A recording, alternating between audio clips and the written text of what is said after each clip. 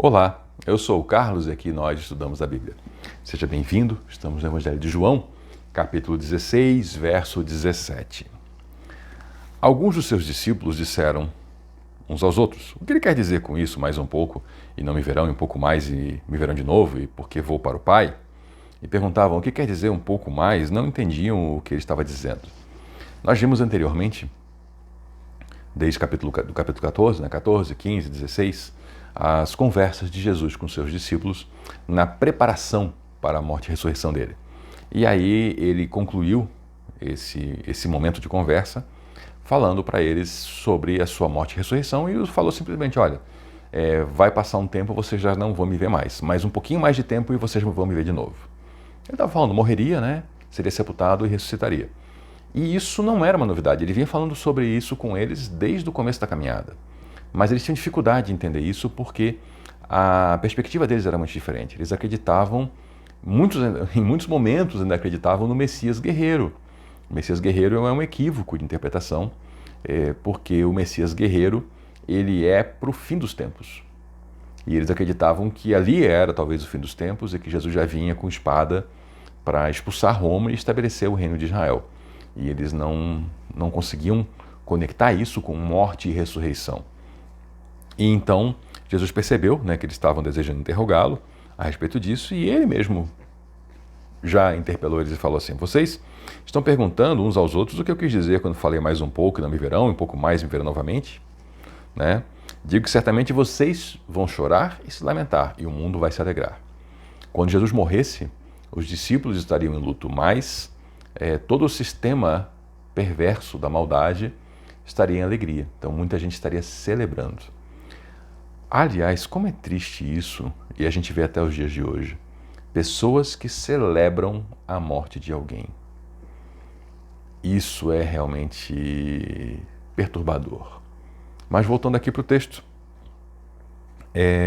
vocês se entristecerão, mas a tristeza de vocês se transformará em alegria, porque eles estariam muito tristes pela morte de Jesus, e aí chegariam então as primeiras notícias dos primeiros discípulos que teriam contato com Jesus ressurreto. E aí a tristeza viraria alegria, porque é muito maior, muito melhor o novo estado do que o anterior. Porque Jesus aqui nesse momento, ele era um homem num corpo físico, Deus num corpo físico ao mesmo tempo, sujeito às coisas do mundo físico, inclusive sujeito à morte, como aconteceria. Mas quando ele ressuscitasse, ele viria em corpo perfeito, é algo que a gente ainda não compreende, mas nós viveremos, e aí então essa alegria seria muito maior. E ele traz uma metáfora, Jesus trabalha muito com metáforas, ele usa muito figuras para comparar uma coisa com a outra, ele trata muito de coisas do dia a dia para então, com isso, revelar verdades superiores. E ele fala que a mulher que está dando à luz sente dores porque chegou a sua hora. Mas quando o bebê nasce, ela esquece a angústia por causa da alegria de ter trazido a criança ao mundo. Então, assim, o parto é uma figura muito interessante para isso. Muita dor, muito sofrimento, que resulta em vida, em uma nova vida, em uma grande celebração. Nós sabemos o quanto é celebrado o nascimento de uma criança. É uma criança nova que chega, ela é alegria para a família, para os vizinhos, para os amigos. E eu, pelo menos, na minha experiência de me alegrar com outras pessoas pelos seus filhos, eu nunca vi alguém lá naqueles momentos, apresentando o seu bebezinho, eu nunca vi nenhuma mulher nesse momento se lamentando pelas dores que ela sentiu no parto. Até pode comentar, até pode ensinar algo, mas não há um lamento, não há uma tristeza, há a alegria de ter uma criança. Assim também é por causa da ressurreição. Jesus fala: assim acontece com vocês. Agora é hora de tristeza para vocês, mas eu os verei outra vez e vocês se alegrarão e ninguém tirará essa alegria de vocês.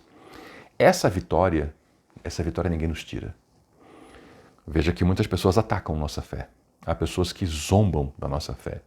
Eu ontem ouvi alguém dizer a respeito de uma pessoa que, enfim, teve comportamentos que geraram escândalo, dor, sofrimento, e eu ouvi alguém falando assim: Esse pessoal de igreja é complicado. Esse pessoal de igreja é tudo doido. Então veja que, às vezes, por causa de muitos são acusados, né? E aí muita gente pega esses pontos para atacar a nossa fé. Só que essa alegria ninguém nos tira. Jesus Cristo ressuscitou. Essa é uma alegria que nós temos. E Ele é o precursor, né? O primeiro. Nós também seremos ressuscitados com Ele no último dia. E essa alegria ninguém nos tira. Naquele dia, vocês não me perguntarão mais nada. Que dia? A ressurreição, a vinda do Espírito Santo. Eu asseguro que meu Pai dará a vocês tudo o que pedirem em meu nome. Novamente, o tema aqui de pedir em nome de Jesus. Já expliquei isso anteriormente, mas sempre vale a pena reforçar. Nessa cultura aqui, pedir em nome não era o que nós vemos hoje. A pessoa pede o que ela quiser, às vezes inclusive pede coisas ruins, e no finalzinho ela fala assim, em nome de Jesus, ou ainda, em nome do Pai, do Filho e do Espírito Santo. Não é isso, não é uma fórmula de frases, de palavras, que então conseguem gerar poder no mundo espiritual. Não. É fazer pedidos conforme o caráter daquele que nos concedeu essa autoridade, conforme o jeito dele. Pedir em nome de Jesus é pedir coisas que Jesus pediria. É pedir coisas que Jesus aprovaria. É pedir coisas de acordo com o caráter e a personalidade dele.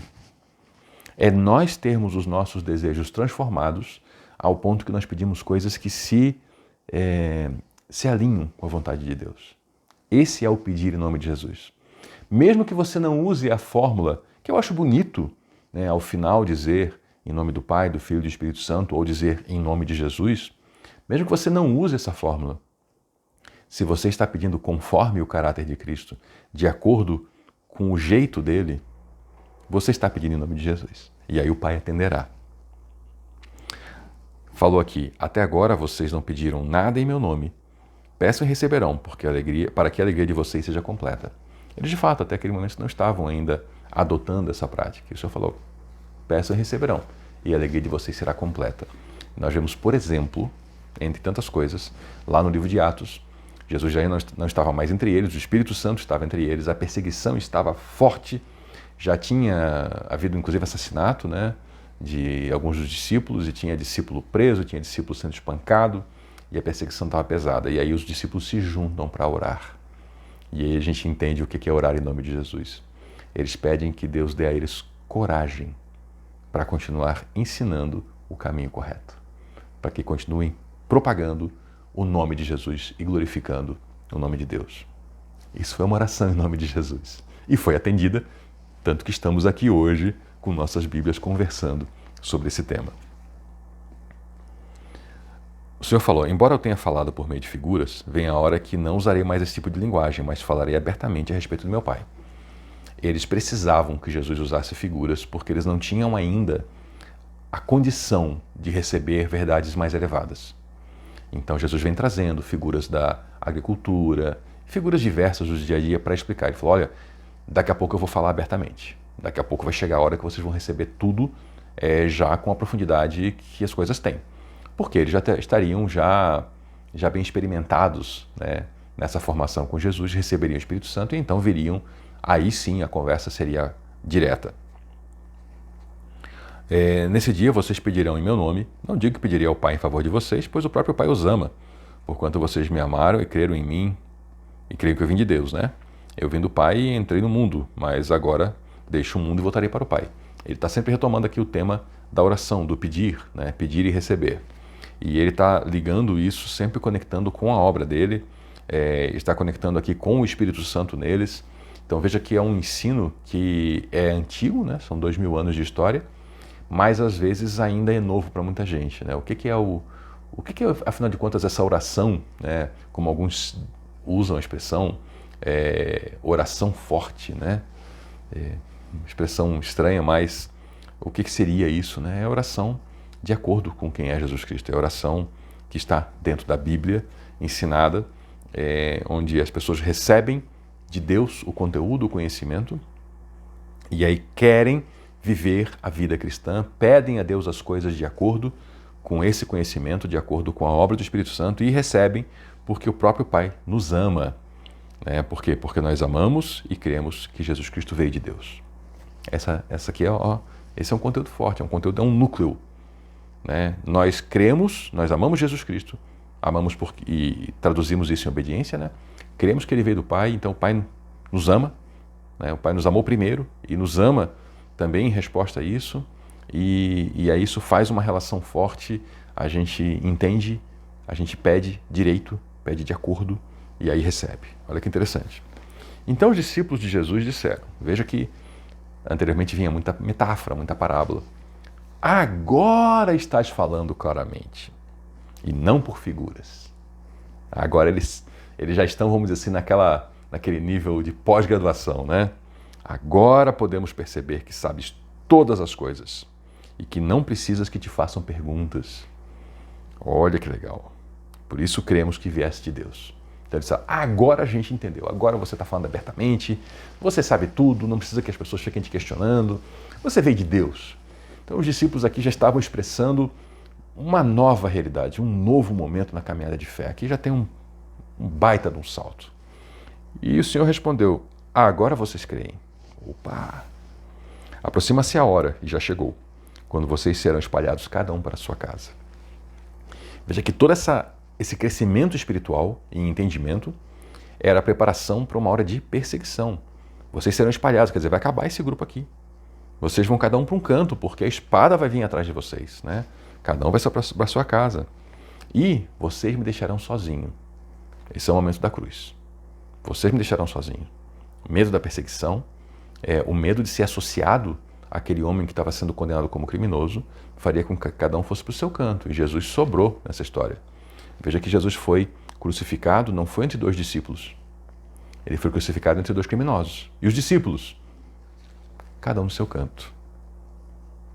Mas eu não estarei sozinho, pois meu Pai está comigo. Isso é interessante. Se você ainda acha que Jesus lá na cruz bradou, meu Deus, por que me abandonaste? Porque ele achou que estava sozinho, você precisa ver, pesquisar. Enfim, eu sugiro. Eu tenho um vídeo lá sobre Mateus capítulo 27, onde eu explico isso aqui e por que esse trecho é Jesus citando um salmo e profetizando. Não é Jesus desesperado se achando abandonado, tá? Quem é judeu, quem conhece a Bíblia e a cultura hebraica, entende essa expressão de Jesus de um jeito completamente diferente do que achar que ele está abandonado. E ele está falando aqui, eu não estarei sozinho, pois meu Pai está comigo. Ele sabia que não estava sozinho. Então essa ideia de que Jesus se achou abandonado na cruz está errada, não faz o menor sentido. E eu lhe explico melhor lá, veja esse vídeo sobre a última pregação. Eu disse a vocês essas coisas para que em mim vocês tenham paz. Nesse mundo vocês terão aflições, contudo tenham ânimo, eu venci o mundo. Jesus explicou tudo isso, toda essa conversa e inclusive explicando sobre dores que viriam, para que eles tivessem paz. Jesus nos dá uma paz que não é circunstancial. O mundo só pode nos dar uma paz de circunstâncias. As coisas estão bem, então eu estou em paz. Com Jesus as coisas não estão bem, a espada está comendo solta, mas eu estou em paz. Por quê? Porque eu sei o que está acontecendo. Ele me prometeu que essas coisas viriam, me explicou, me ensinou, então eu tenho paz. Neste mundo vocês terão aflições, mas tenham ânimo, eu venci o mundo. Jesus venceu o sistema maligno. Então nós devemos ter ânimo, porque nós somos seguidores dele e nós vamos usufruir dessa vitória dele. Então precisamos ter ânimo. Muito obrigado por nos acompanhar até aqui. Eu sou o Carlos e aqui nós estudamos a Bíblia. Até a próxima.